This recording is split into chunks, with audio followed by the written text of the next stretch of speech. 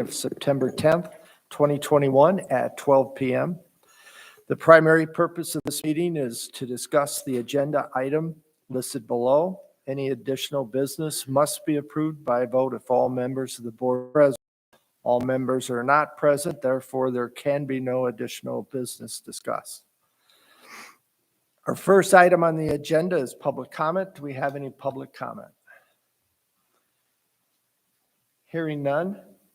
The next item will be the approval of the agenda. Any changes to the agenda? Since we don't have all members, the only item that we could change is a deletion. So therefore, I will delete item number 4.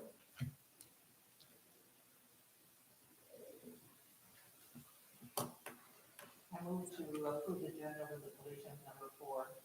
Do I have a second? I'll second that. Thank you. It is moved and accepted and seconded that the agenda be accepted as changed. All those in favor say aye. Aye. Opposed?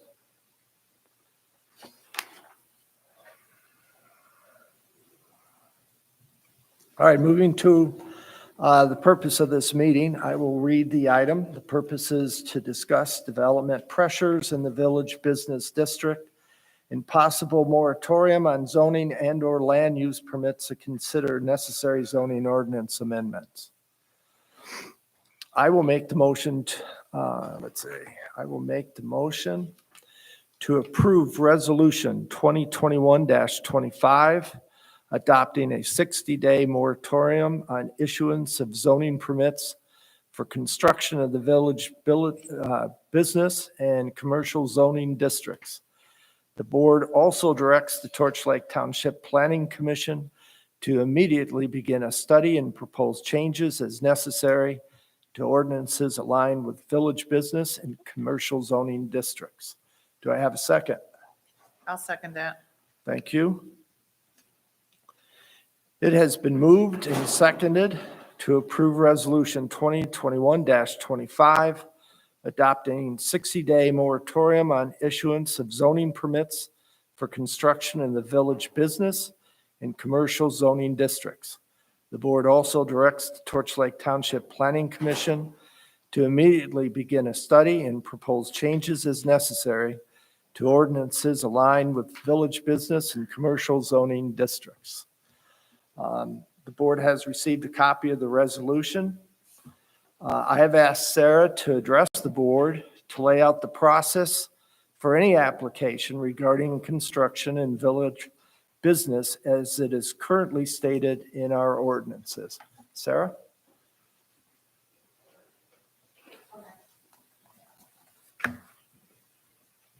You can just take it out of there. Yeah, but what else? Is it on? Yeah, just push that little gray button. That work? No. Screen lights on? Okay, Speak into it though. Let's- now you can try it. Hello? Okay. So currently in our village business district, we do allow for some commercial uses, a lot of them by site plan review, and then we do have some that are special uses. One of the items is the retail section. That is the retail less than 15,000 square feet is allowed by a special use permit in our current zoning ordinance. So a special use permit is something it's a use permitted by right. We find it to be compatible with a neighborhood that's zoned village business. And somebody can come in and apply with a site plan. All their I's are dotted, T's are crossed. We look at the standards and at the planning commission and approve their application. There's no discretion involved in that decision at the planning commission level. And there's no public hearing required because it is just a site plan review. So it's one of those things, it could be one meeting. There's public comment always available at the meetings, but there's no noticing in the paper or to the neighboring properties. So I know that that could have a big impact on some of the neighborhoods because we don't have that input. And 15,000 square feet could generate a fair amount of traffic. But, I think that's also why it's for the planning commission to look at it and figure out how to move forward. Maybe they determine that's okay, it works, it fits with our master plan and the neighborhood and in our village business areas, which we have up in Eastport and then the Torch Lake kind of little village area. Those are both village business.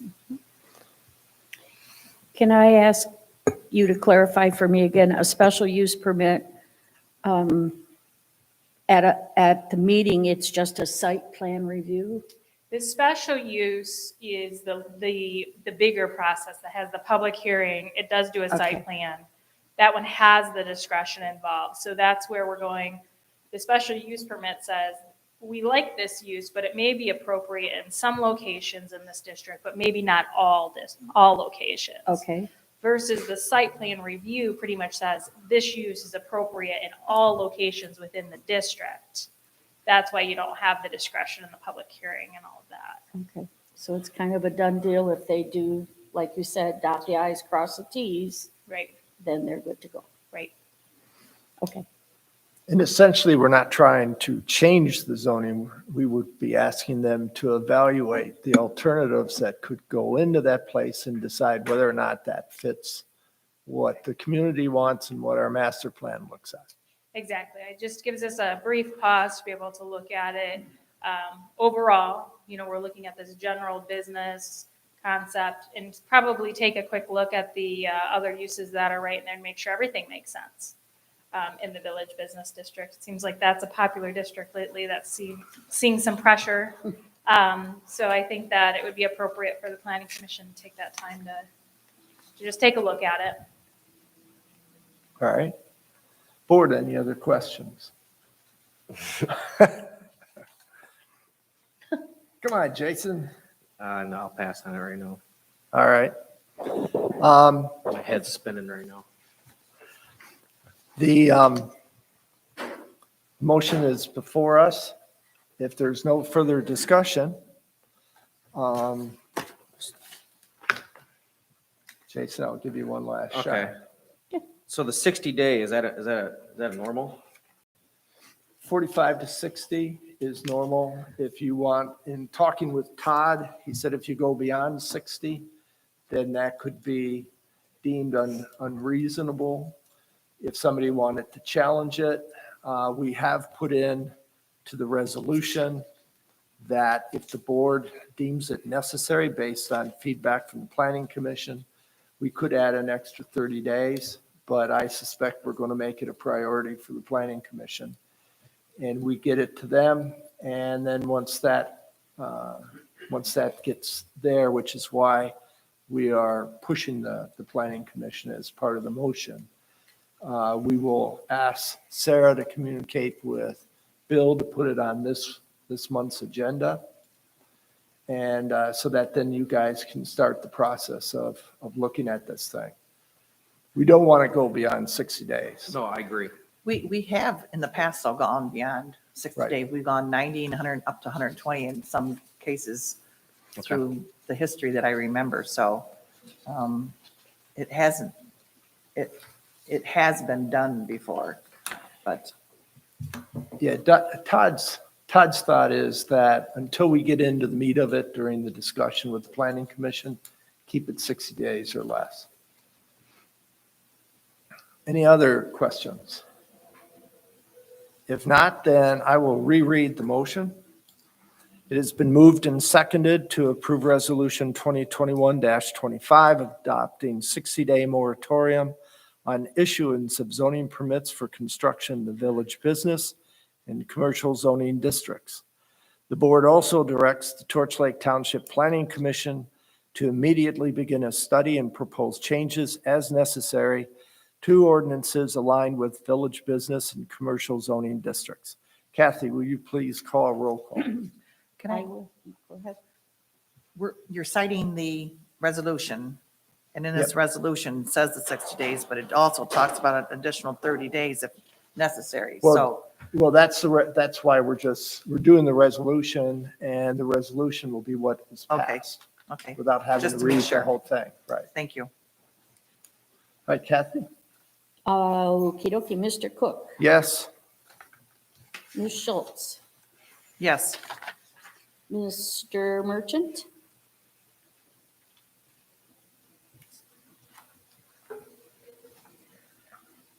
Yes. and myself, I will say yes. And Mr. Martell being absent, the motion passes 4-0. All right, thank you. We have removed number 4. We'll move to number 5 for public comment. Is there any public comment?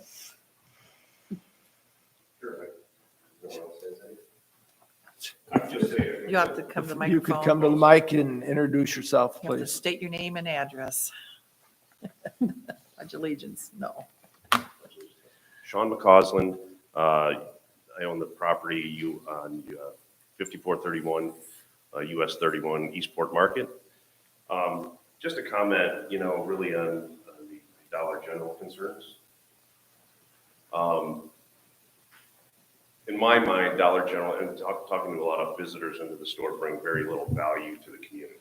And really the concept was developed for low-income inner-city urban areas, and now they've developed a plan to move out into rural areas where they can attack small mom-and-pop shops around the community, basically tagging on to those with their low prices, with their huge buying power, put those folks out of business, and then those communities are left with basically a Dollar General.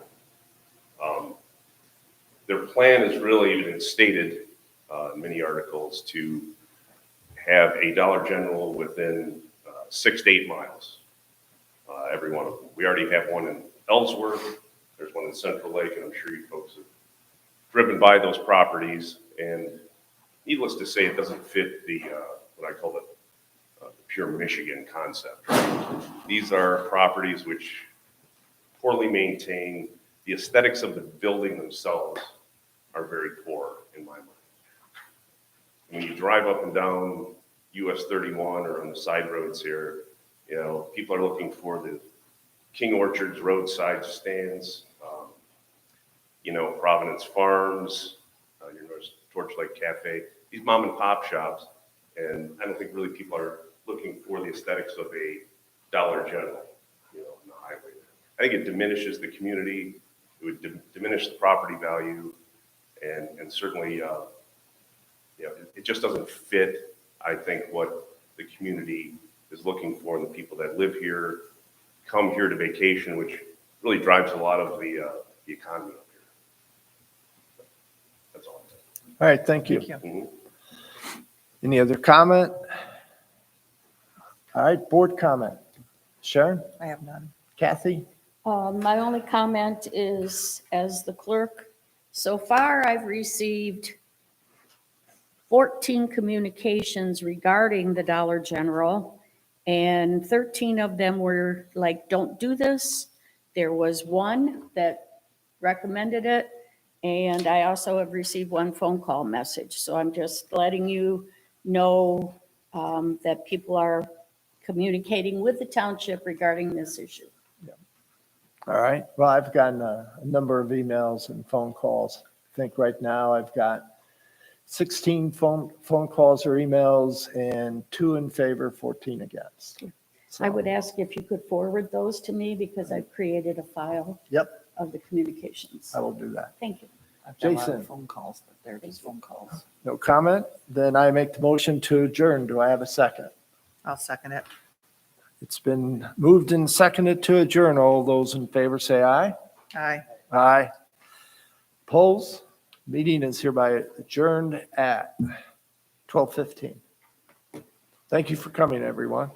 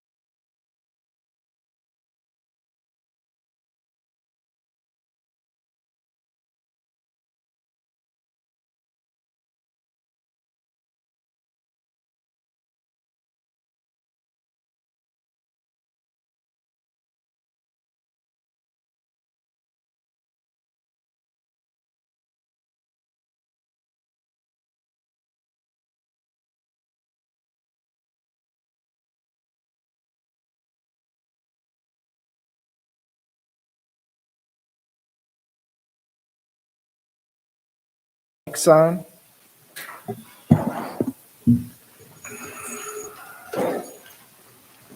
I call to order the Torch Lake Township Zoning Ordinance Steering Committee meeting of September 10th, 2021 at 1:03. The primary purpose of this meeting is to discuss the agenda items listed below. As a quick introduction, I want to thank each of you for volunteering for this effort. It is one of the most critical items that we can be undertaking, as our work will have an impact on the community for years to come. Please review the document I sent out to you called Understanding Your Role as a Planning Commissioner, as that will be part of your role on this committee. Laura and Jason, as members of the PC, you know what is needed to be an effective PC commissioner. And Laura, from the ZBA, what is needed to ensure you are able to make a clear decision based on the ordinances. Our first item on the agenda is public comment. Is there any public comment? Hearing none. Sarah, I will turn the meeting over to you.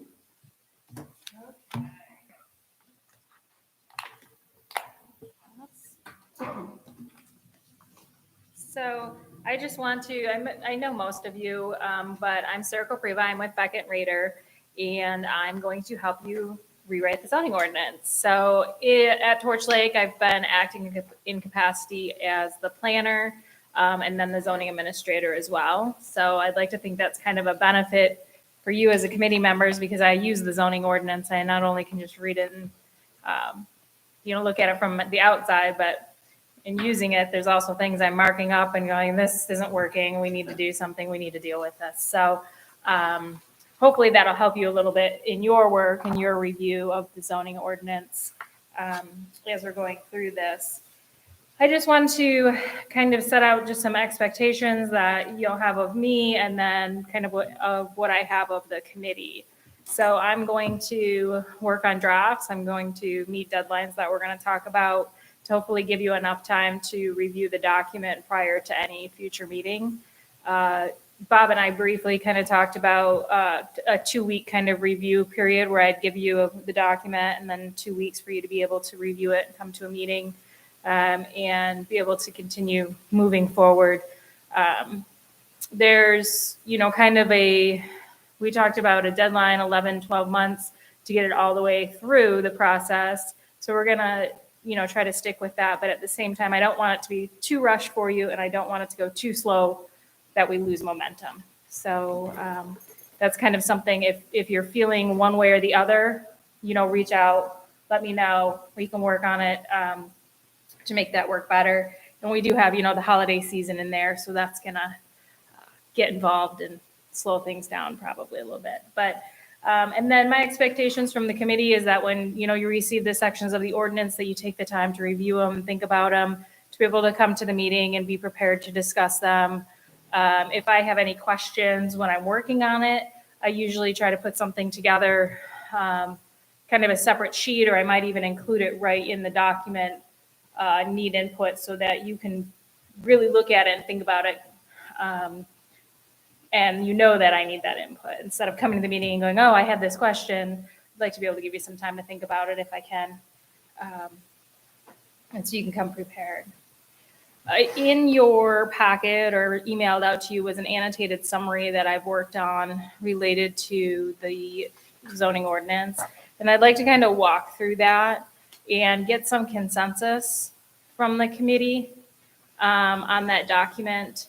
This kind of sets up the expectation again of what you're going to be getting from me as a final product, but also allows me to get some input from you on some of the items. So does everybody have a copy of that? Do we need any copies? Lee, you got this? I'm sorry. You have this package? Yeah. Yeah, he got it. All right.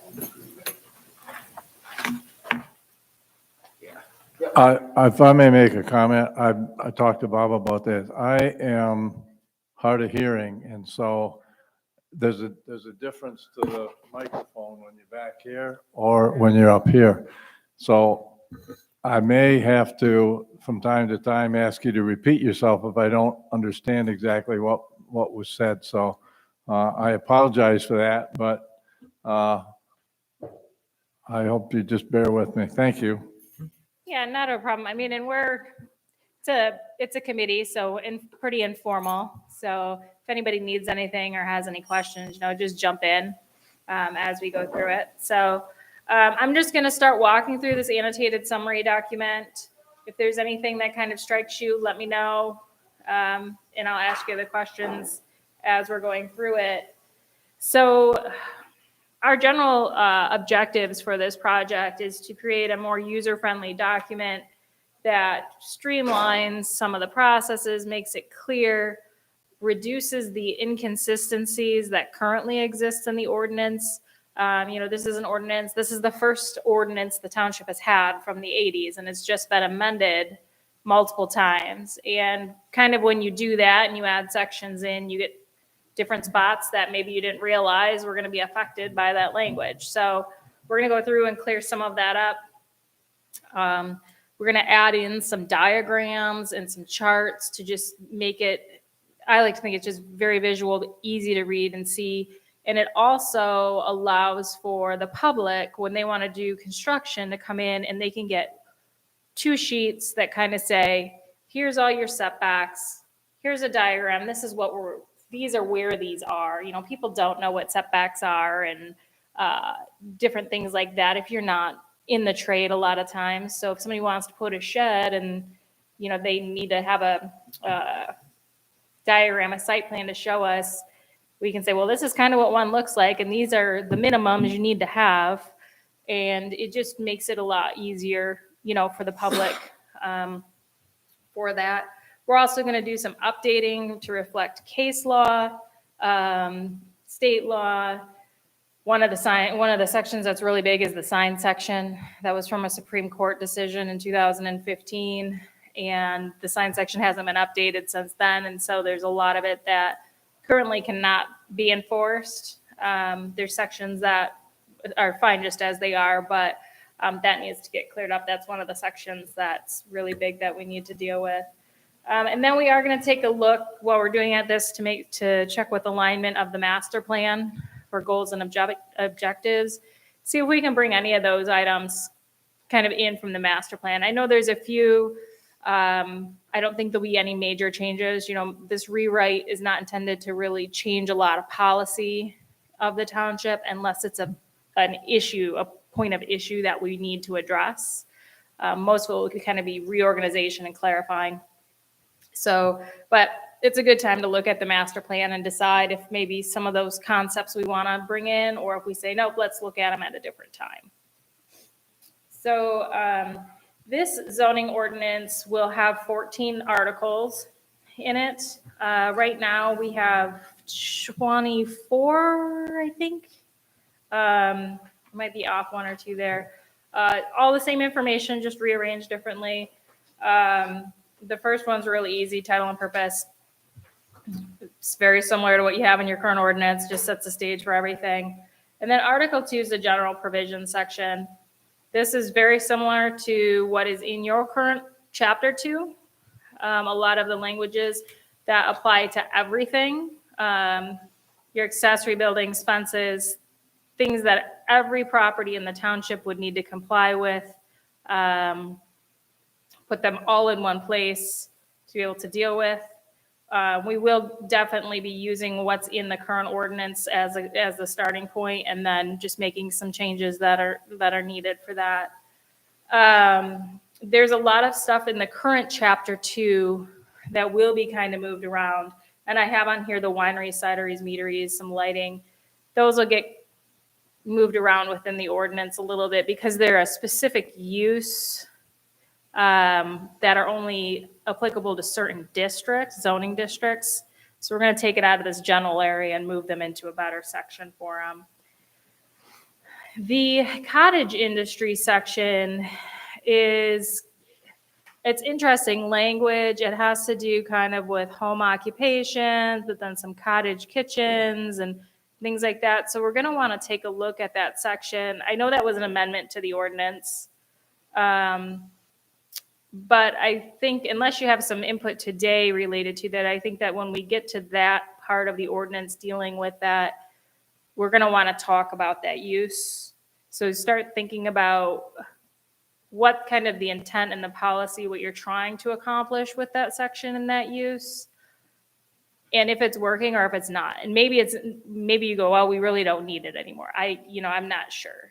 That could be a valid answer, is that we put it in at one time, it made sense. We no longer need this section, let's remove it.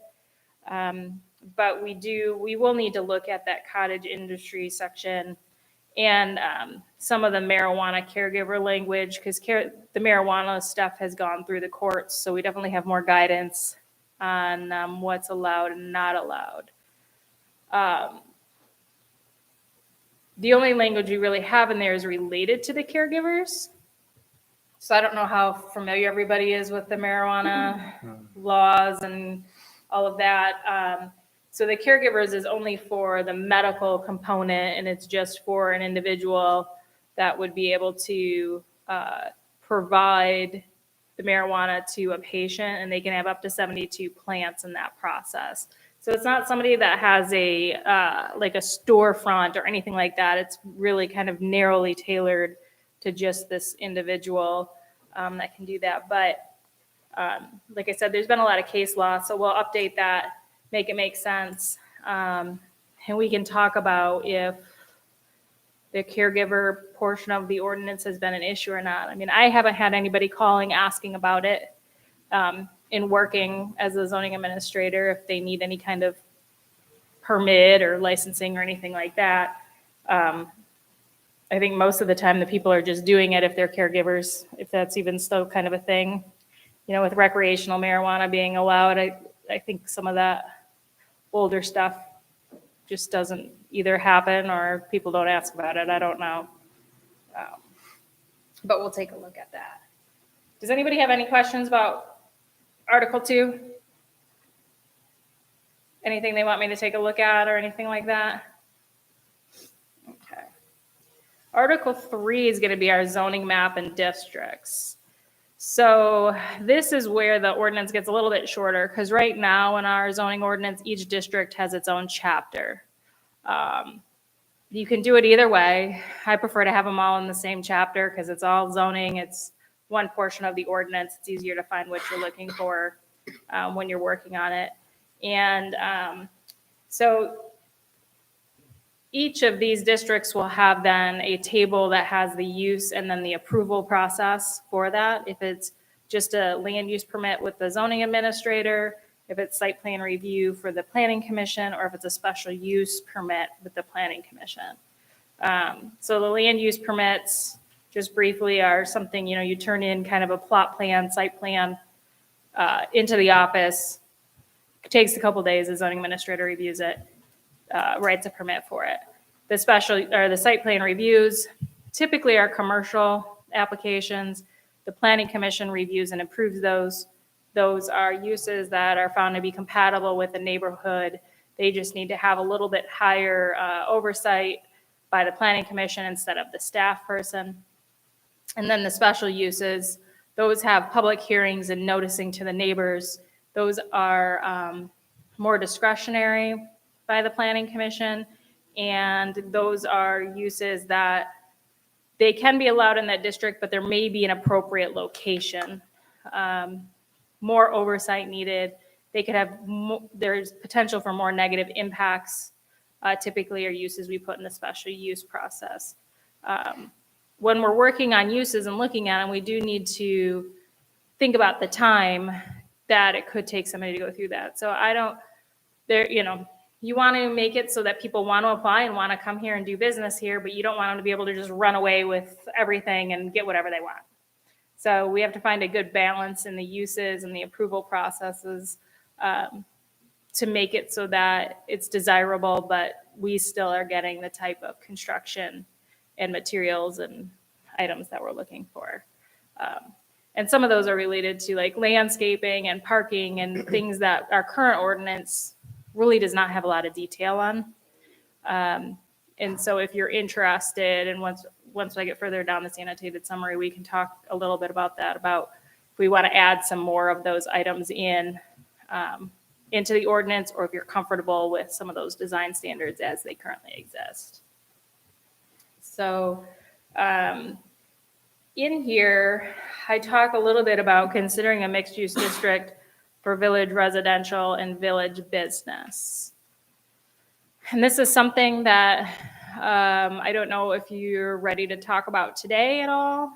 The board, just did a moratorium to have the planning commission look a little bit more at village commercial or village business today at a special meeting. So it might be a little early for this discussion, but that village residential, village business section, there's a lot of overlap in uses and what that looks like and how that's supposed to work. So if you could take some time to kind of think about what you'd like to see we're looking at the Torchport or the Eastport area and the Torch Lake Village.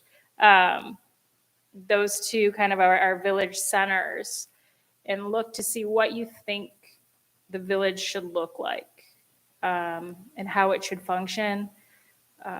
Typically villages are a lot of, mixed use residential and commercial and have their own little, hub. It's a little node of the community. It's something we want to kind of dive into and look or put more work into that, or if you're comfortable with how it's currently functioning. But I think that'll be a bigger discussion that we can have when we talk about Article 3 for that district. So like I mentioned, this will also have all of your setback and lot coverages, and this will do some of your parking and loading standards. They're kind of in this section, and they're in a later article as well, but it's specific to the uses. So instead of having, say you have a use that's a restaurant, in Article 3, you say restaurants, a special use permit in the commercial district. And then in that same table, and you say parking is 1 space for 3 occupancies. And then we have some landscaping standards related to that. Again, it's all kind of in one section, so you're not flipping back and forth. Right now, if you need parking information, you go back to the parking, you got to find the use again, find what the requirements are, and there's a lot of kind of back and forth.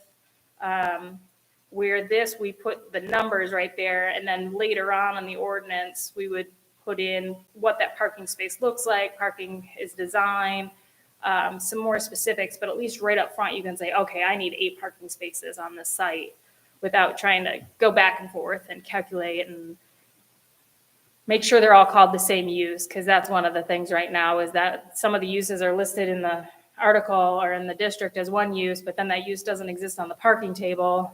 So trying to make compatibility between the two can be difficult. So that'll help with some of those inconsistencies. And then we can put any district-specific design standards in there too. Does anybody have any questions or concerns about Article 3? It's a big article. It'll take us a fair amount of time, to review that article when we get it in front of you, because it's got a lot of meat in there with all the districts and uses.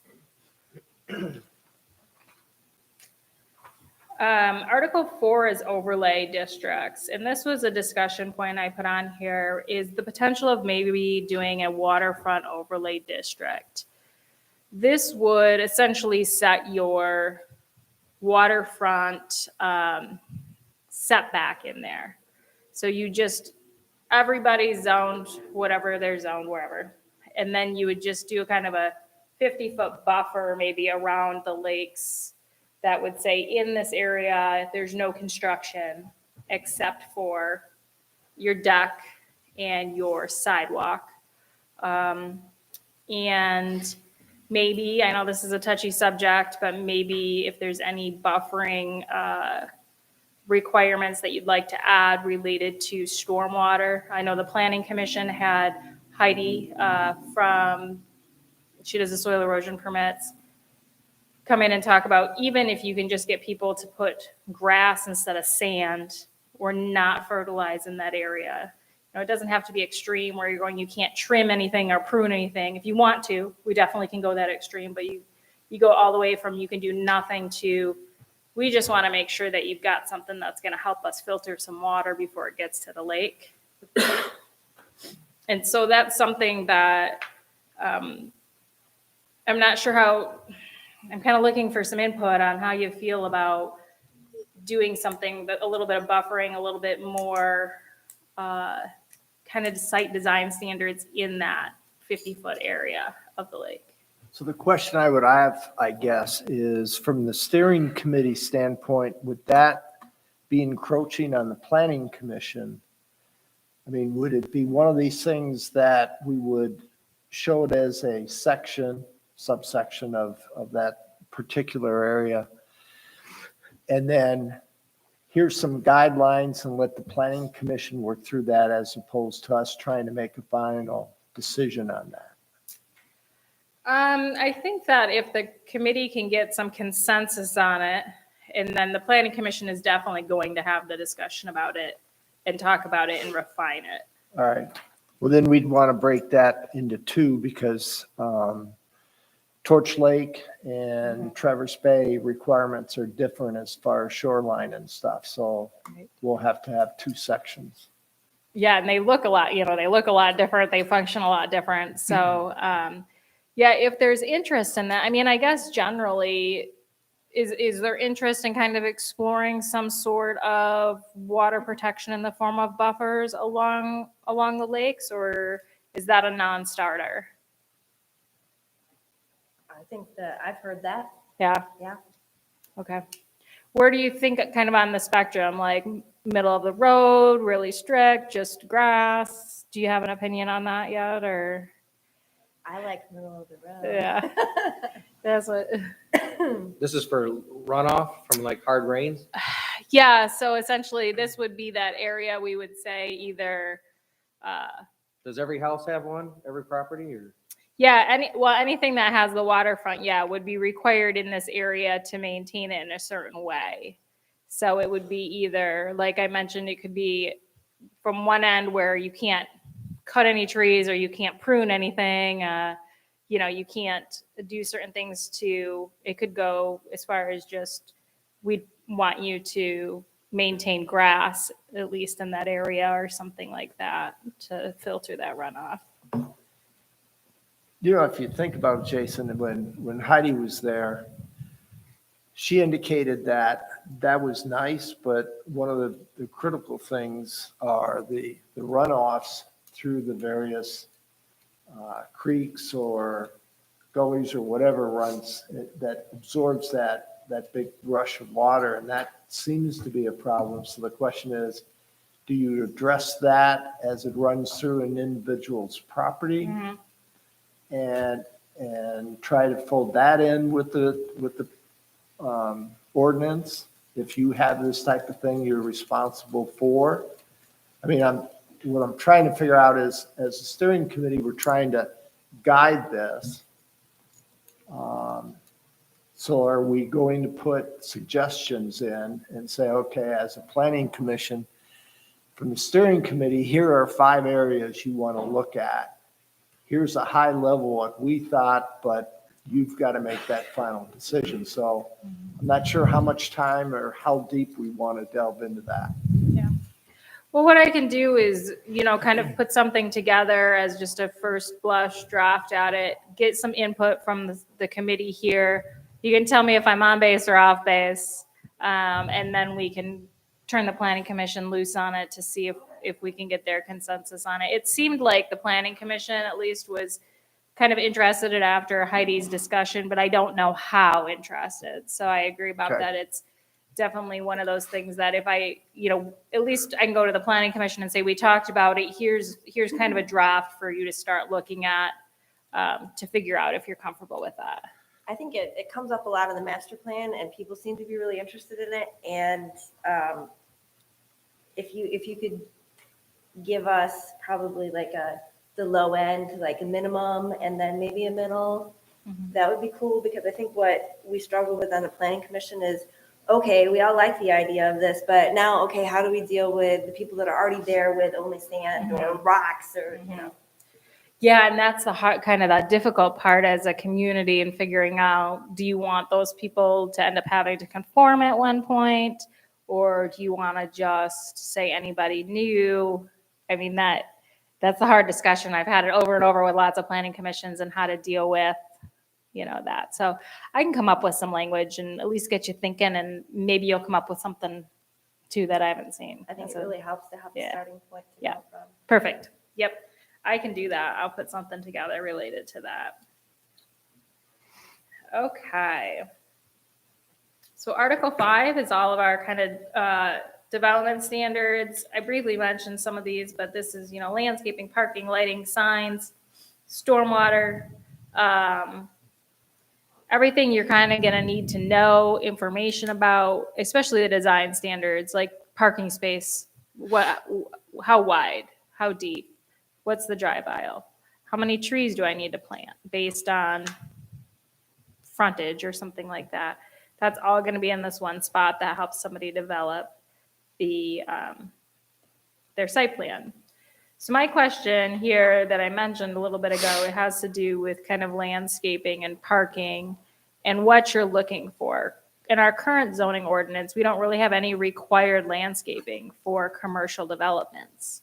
There's some stuff about landscaping in there, but there's no, if you do this, you're required to put in road landscaping along the road right of way or foundation plantings. Or if you have a large parking lot, if you need to put in any landscaping. And that for the parking lot, it helps, you know how hot that asphalt can get in the summertime. If we get some canopy trees in there, it keeps things cool. People like to park under the trees too, to keep their car cool. But I'm wondering what you're thinking as a committee as far as landscaping.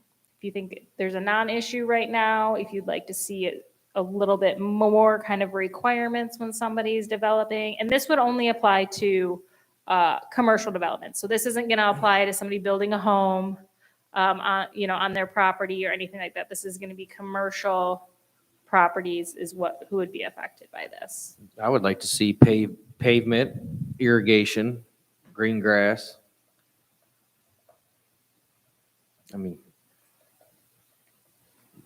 So that has to be maintained, right? might help bring some businesses into this area if they were going to make them look nice and keep them looking nice. Yeah. When you talk about landscaping, you're talking about buffering, different uses there, you're talking about separate buffering sections or just plain landscaping. Yeah, and that is one of the things about buffering.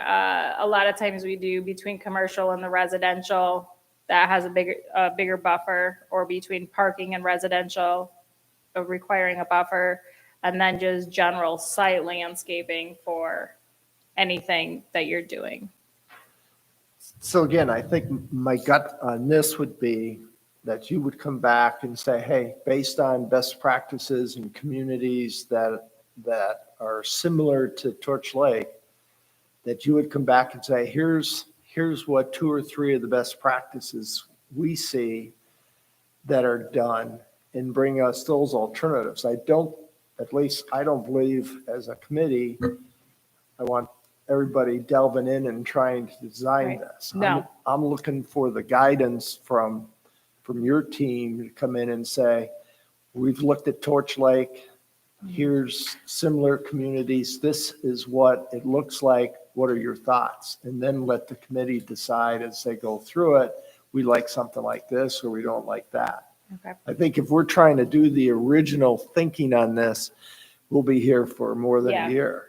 Yeah, I don't want you to do that for sure. I just, if landscaping requirements are a non-starter, you don't think it's an issue, I don't want to spend the time going through all of it, but if you're interested and you'd like to know more about it, I'll put some stuff together. I think that's, You're interested. yeah, as you go Okay. through and you see these areas, bring us ideas, and if we decide against it, that's fine, but Mhm. at least that not only does some work for us, but it also then helps the planning commission because they're not going to have to rethink through all this. Right. They're going to see the alternatives and say, okay, we may not agree with the committee, but this is one that we would prefer. That's where the decision is going to be made. Yep. All right. I like that. Okay. Anything I need to know in Article 5 before we move on to Article 6? Typically, the county has a stormwater ordinance, so we usually refer to that in some way, unless the township wants to get really in depth in it. We try to encourage some low impact design, maybe some alternative where you're doing rain gardens and items like that, just as an option. You could require that, but typically a lot of the communities I work with are more like, we'd like to see that, but not force somebody to have to do a rain garden, but definitely keeping stormwater on your property, dealing with it, and trying to use more natural methods, not just a basin under the parking lot to keep it in, try to get it infiltrated back into the ground. So right now in the ordinance, if somebody has a gravel parking lot and they just pave it, they don't have to come before the township or anything, there's no regulation of that, correct? Right, they'd have to, they probably need to get a storm or soil erosion permit, depending on how big the parking lot is and if it's commercial. I don't know that specifically what Heidi does with that. So they should get caught up in stormwater stuff, but that would be commercial wise. Like if you pave your driveway, you're probably not going to get caught up in anything. I'm thinking more like commercial property. Yeah. It seems like a lot of them slip through without anything. Yeah. And that if stormwater is really important, that's something too. I mean, some communities require stormwater review and all of that. They're much more strict and require more permitting than above and beyond what the state would require for stormwater. I was saying a lot of the problems come from the tributaries and the discharges to them, and that'd be what's coming. Yeah. Okay, moving on to Article 6, supplemental use standards. So this is kind of a fun section of the ordinance, and we'll take a little bit of time again to go through once you take a look at it. But these are all the additional standards for uses. They're typically special uses. They could just be site plan review, but more details. And these right now are spread throughout the whole ordinance, different sections. Some have their own chapters. Some just are mentioned within the article and the use. So we're going to move them all to one spot in the ordinance. So you say, okay, you want to build a dog kennel. See section, wherever, here's all the additional standards that you have. You need to have 10 acres. The dogs can't be kept outside. Some of the items like that, fencing requirements specific to dog kennels, all in one location. And other uses like that, they'd be all right here. It's very... So we'll take most of what you have in the ordinance. There's ones that don't make sense, are not legal or something, we'll scratch those items out. But most of it will be just rearranging what's in the existing ordinance. And then if there's something that I go, most communities do this, or have you looked at that? That may be where I go, let's add this in. What do you think about it? Should we add that requirement for the planning commission to take a look at during the review or a condition of their approval? So this section will take probably a little time for you to review and, like I said, look over and think about and contemplate each of those uses. The rest of the ordinance, it's kind of dry, but it, if I'm being honest, but it's important. Article 7 has to do with our site plan review standards. We have this in our current ordinance. The new ordinance will be very similar, but it lays out, what you're required to have on your site plan, kind of does it in a checklist form. What's nice about that is when a developer comes in or somebody wants to do something, we print out the 2 pages and say, this is what we're going to compare your site plan against. Go through and check it off yourself and see that all this information is included. That seems to be a difficult task for a lot of people. Like, we still end up going through this whole back and forth, but it definitely is an easy, like I said, 2-page thing. You just hand it to them and say, this is what we need to know. And it is in a table form. They can go through and check it. So that's similar to what we have. Special land uses is similar to what's in the current ordinance as far as the process in there. The current ordinance has some specific uses in the special land use section. Those will get moved out up to Article 6. So Article 8 is kind of short and sweet. It just has the standards related to special land uses. Article 9 has to do with development options, and these are usually housing developments, subdivisions, but it also includes your planned unit developments, which could be more of a mixed use. So, I have some discussion points about which districts for planned unit developments, who has a final approval, and if you want to allow density transfers. So those are kind of some items to think about when we're looking at that section. Typically, I've seen it done multiple ways, but a planned unit development is allowed in all the zoning districts to allow the flexibility that somebody may come up with. In the current ordinance, I believe it's allowed in all districts, but it does limit the uses. So you could say in the planned unit development, you can do a planned unit development and maybe reduce setbacks or lot sizes, but you can only still have the underlying uses. Or most of the time you say you can do other uses, expand what's allowed there if you give us a good enough design. Kind of allows for almost a negotiation between the planning commission and the developer to get something that benefits both them and the township. So you go through and you say, they want to put in a corner store in their 200-acre development that's got residential. But they're also going to provide sidewalks and parks and items that are open to the public. The parks are open to the public. So it makes sense to kind of allow this commercial use, but you can also then, because it's through the process, make sure that you get the development that you want, limit hours or parking, impacts on neighbors as a part of this whole development when you're looking at it. Planned units are kind of a scary thing to deal with. But when we get into that section, I think it'll be important to kind of talk about if you want to allow some of the flexibility or if you'd prefer to have something that's closer to just what's allowed in that zoning district. So something to think about. It's kind of hard because when you're looking at it and you're going, well, it could be 20 acres. Do we want to allow more density on that? Well, it does depend, and that's all a part of the application. It's essentially a special use permit. So if they want to put, 80 homes on 20 acres and it's in the middle of farm field, you're going to probably go no. But if it were next to the commercial district or the village and it makes sense, you may say, okay, that makes sense. Let's allow that. But I don't want to scare you with it, but it's kind of one of those development options that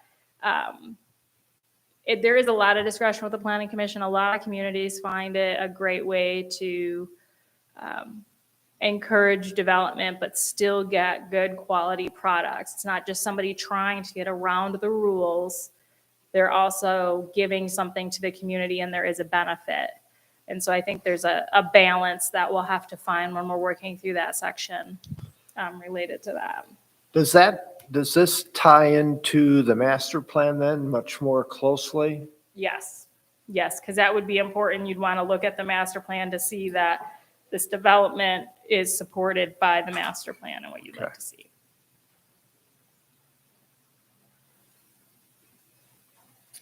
So a lot of times, and how I would draft the first draft of this, plan unit developments are approved by the planning commission with a special use permit following a public hearing. there are some times when communities want the township board to have the final say on them because they can be larger products or, larger projects. And, you kind of feel that the township board is the elected officials and they should take the heat for the decision in the end. But that has two sides because they're also influenced because they're political elected people. They can be influenced by members of the public or personal agendas. Not to say that that's what we have, but any board that you have in the future, there's always that they're elected and all of that. So it's something to think about when going through that. I see it about 50-50 on who gets the final say on that. So it's just a community preference on who gets the final say on those. Other options we have are open space developments. This is similar to our current ordinance talks about planned residential developments, I believe they're called. They're PRDs. It says right there, similar to the PRD, yeah. In that you maintain a certain level of open space. It allows you to have some smaller lots. It's a good land use decision as far as, less roads, less impervious surface, creates nice neighborhoods. We also have site condominium developments. This relies a lot on the state act. This is how all new subdivisions are created. So we put that in there. And then manufactured home developments. That is something that we will need to provide for somewhere as a special land use. But those are heavily regulated by the state. So we would just need to determine which districts that's appropriate in to have that type of development, or if you want to have a different district, or if you say, well, there's enough in the surrounding communities, we don't even need to deal with it. We'll have to have that discussion and look at that a little bit. Nonconformities. This was just updated in the current zoning ordinance, the Planning Commission and Township Board. So we'll take a quick look at it just to make sure it still makes sense. But I don't anticipate changes to that. But take a look at it, see if it makes sense to you. Nonconformities in state law, the intent is a nonconformity, you're trying to get rid of it, trying to make it go away. But there's different levels of how you enforce that and how strict you are. You can go all the way from you can't do anything to your nonconformity except for maintain it, to if you want to, the other side of it is you can tear it down and rebuild it whole in the exact same place with the exact same nonconformity, say it sits in a setback. So it's up to the community to decide how far one way or another you deal with nonconformities and how they're dealt with. So the current ordinance is you can have a nonconforming structure, you can maintain it, you can put a new roof on it, windows, siding, doors, you can remodel the interior. If you demolish it, you cannot rebuild it unless it conforms to the current ordinance as far as setbacks. But if you have a house and you want to do an addition on it, and the house sits in the setback, as long as the addition meets the setbacks and requirements of the ordinance, you can do that addition. So it's kind of a in between. We understand. You may have not even built this house, but you built this house prior to zoning, or the township essentially made it non-conforming. You don't want to change that. You just want to add on. We don't want to stand in your way. Or you could say the zoning board needs to get involved in it, but when the addition meets the setbacks, I'm not sure why we'd want to stand in their way too much in allowing them to do that, because we'd be able to grant that outside of that with a permit anyways. The Zoning Board of Appeals, the Zoning Board of Appeals actually was just looking over the current Chapter 20 and has some changes to it. So we'll take a look at those. We can implement them, put them in there. There is a little bit of cleanup that needs to be done between the rules and procedures and the article, and make sure everything is consistent and makes sense. But that's mostly just procedural. And then the last couple are 12, 13, and 14 are really administrative, talks about what the zoning administrator does, how you issue permits, violations, and then how you make amendments to the ordinance and definitions. Definitions will take you some time too to look through when you get to that section to make sure that we've defined everything we need to. And that it makes sense and that the definitions are the same or similar to what we have now, because some are very specific to the township. I just drew a blank on what I was going to say about the definitions, but they're not fun to read either. So when you get to that section, don't do it at bedtime. Do it in the morning with coffee or something. I don't know. They're just it's a hard section to read, but definitions are usually where zoning decisions are won or lost, honestly. From a zoning administrator's perspective and trying to enforce it, that's where people argue over what's a lot line, what's a setback. How do you figure out where something is? And if it's not defined in the ordinance, it's just the common meaning of that word, which is fine. So we don't have to define everything, but like today, somebody wanted to know if this structure was considered a wall. So we look in the ordinance, there's no definition for wall. We go and look at a dictionary, what's the definition for wall? Does it meet it or does it not meet it? It's completely fine. They still can appeal the decision to the zoning board of appeals if necessary. But typically we do have a definition for what a wall is in a zoning ordinance at the same time. It's a big one. People fight about them a lot. So we should have a definition for a wall. So anything about the annotated summary that anybody wants to say? So I think chapter 24 was interpretations. Yes. So what I like to do with the interpretations is just leave it almost as like an appendix. So it's not really a part of the ordinance. It's more administrative that we just add those interpretations kind of as at the back of the document as they happen. Okay. We could give it a chapter number if you want to, or we just put interpretations at the top and we add to it. It makes no difference to me either way. If you want to add that as a chapter at the end.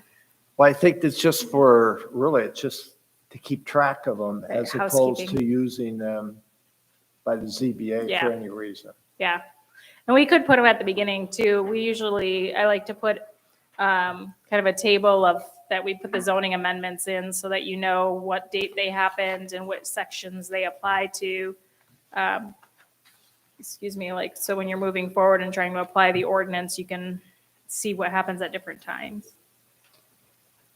So that's all I have for the annotated summary. And now that I've spoke for however long, That's all right. I guess I'd like to open it up to the committee members to see if you have anything that in your review of the ordinance that you really want to make sure that I take a look at, or maybe I need to change, or you just find doesn't work or is completely missing, on kind of a bigger scale. So then I can kind of work on that when I'm working on drafting the zoning ordinance to make sure that I take a look at that and implement that.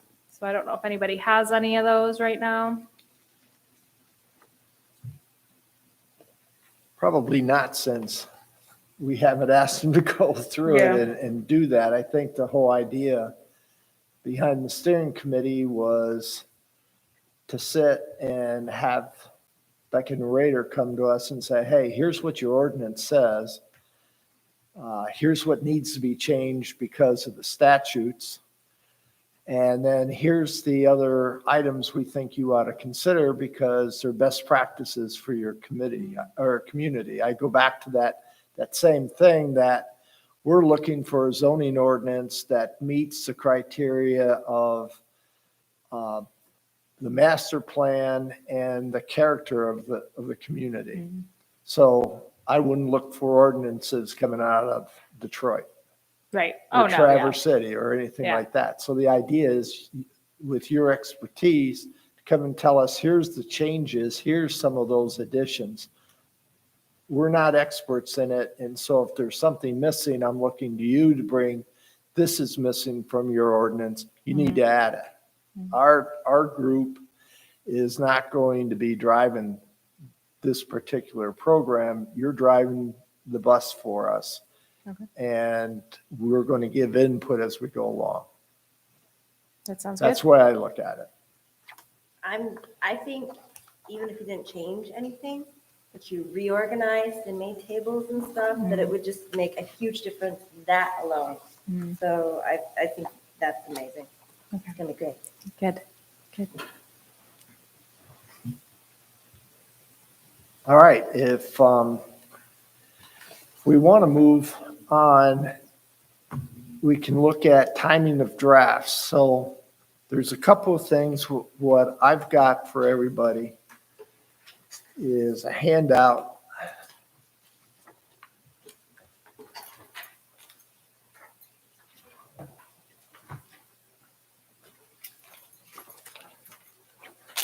That's just got a calendar attached.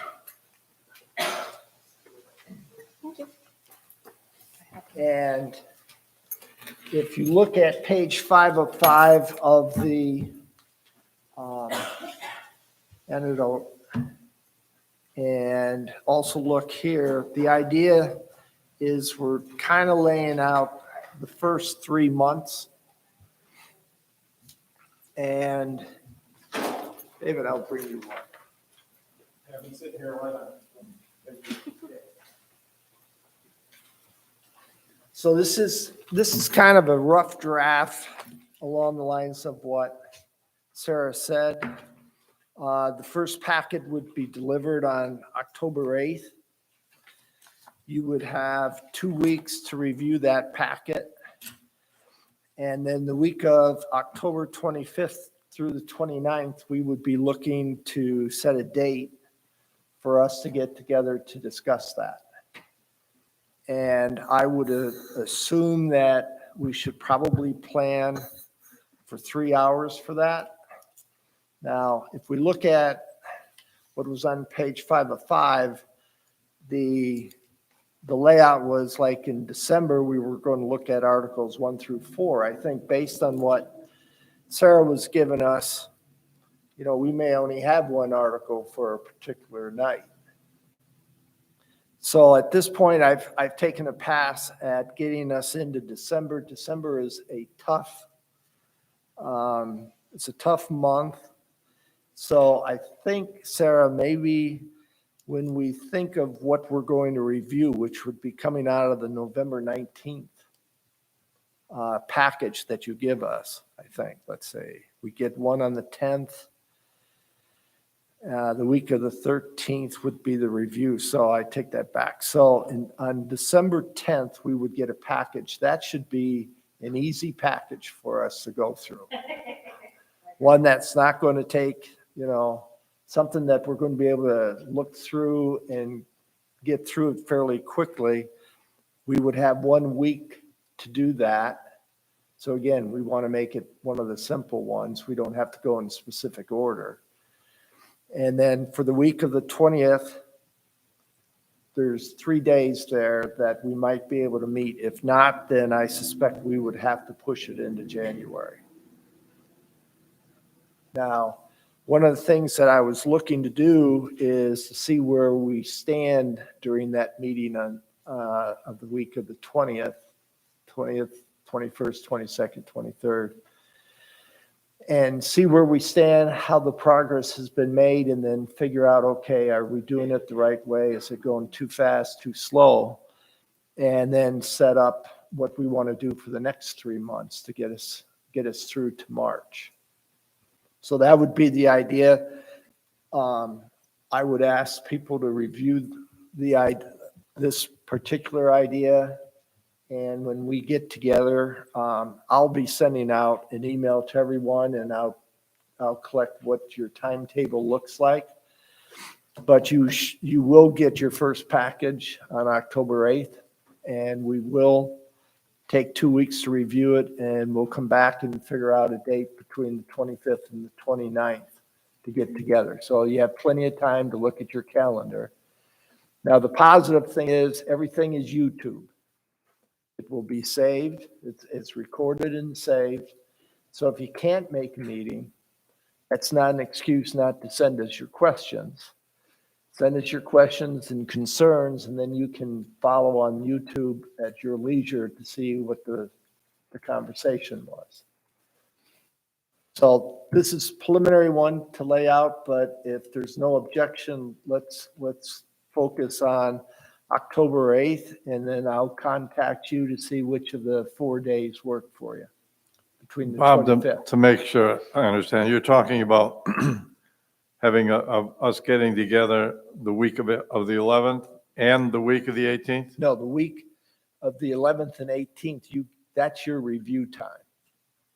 Oh, okay. And then the week of the 25th is when we will get together. Right, correct. So Okay. the idea is they're going to deliver us packages on the 8th, 29th of October, November 19th, and December 10th.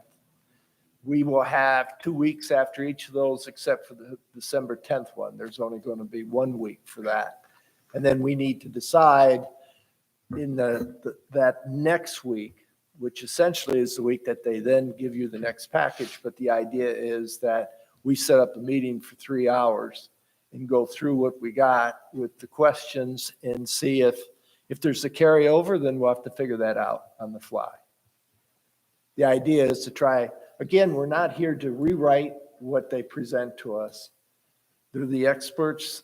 They've evaluated what we have, and they're telling us what we think you need. And we're looking at it to make sure it relates to what we feel the community is looking for. Yeah. On this November Yep. issue, did you mean week of November 15th through 19th?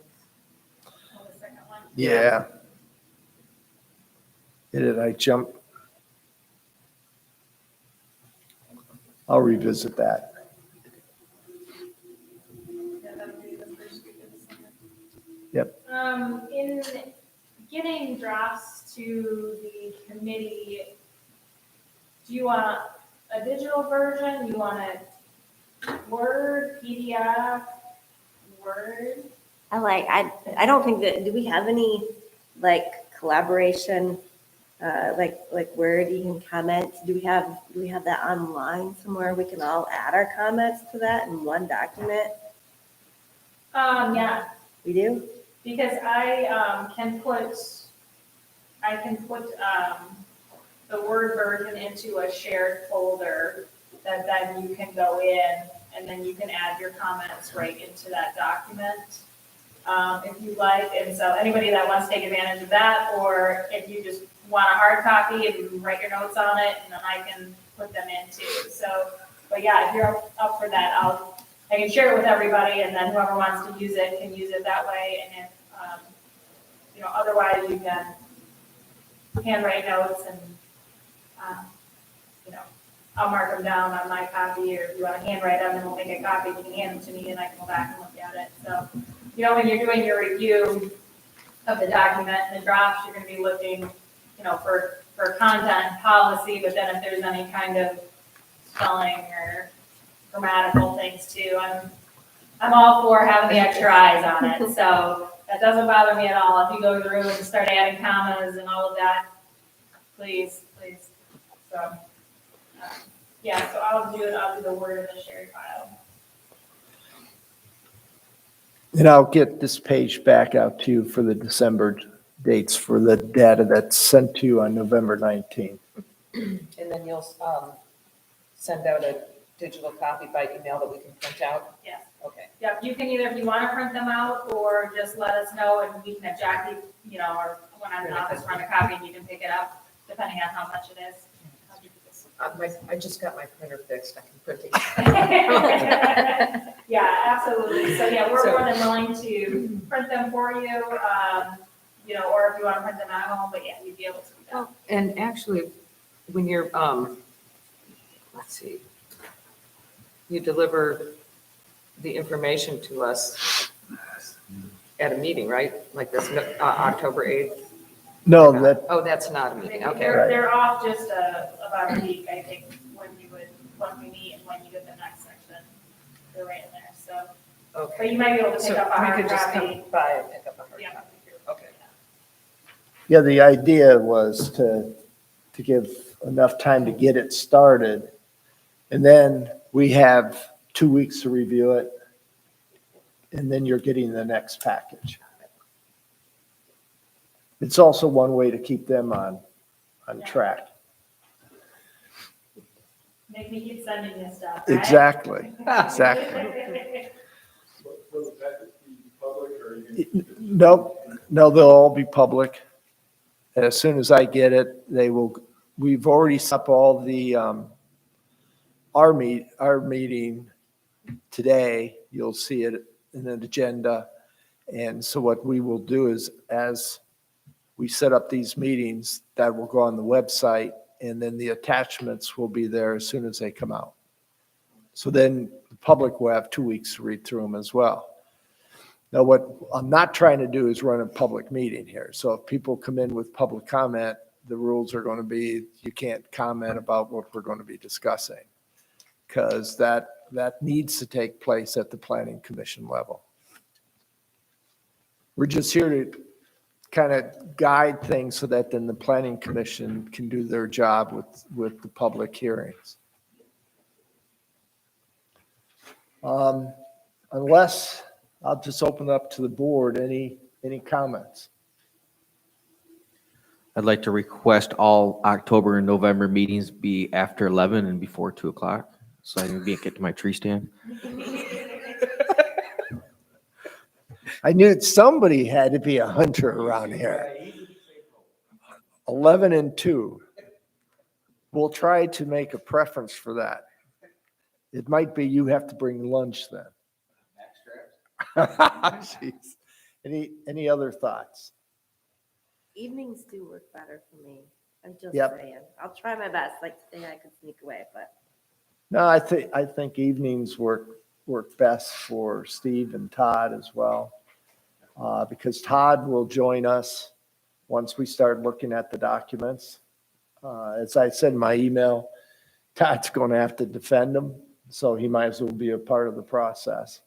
Steve Langworthy will be reviewing things ahead of time and will be providing comments that will then fold into our general meeting.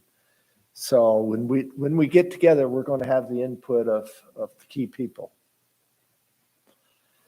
If not, then I will ask if there's any further public comment. You're good? All right. Well, then I'll take a motion to adjourn, please. All right, Second. It's so moved. All those in favor say aye. Aye. Opposed, and we are adjourned. Michael, you can turn off the video, and thank you, everybody. Will be in a box.